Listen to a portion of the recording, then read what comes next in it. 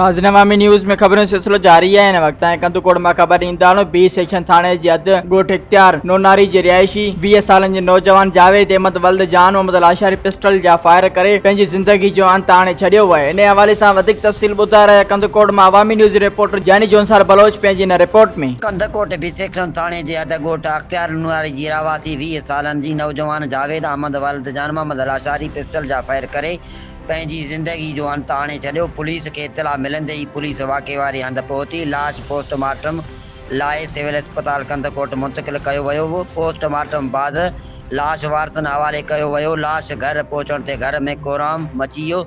ॿुधायो पियो वञे त नौजवान जावेद बेरोज़गारी खां तंग थी पंहिंजो पाण मथां पिस्टल जा फायर करे संदसि पंहिंजी ज़िंदगी जो अंत आणे छॾियो। मज़ीद खबरों और तफसीलात के लिए विजिट करें हमारी वेबसाइट www.awamiNewsHD.com।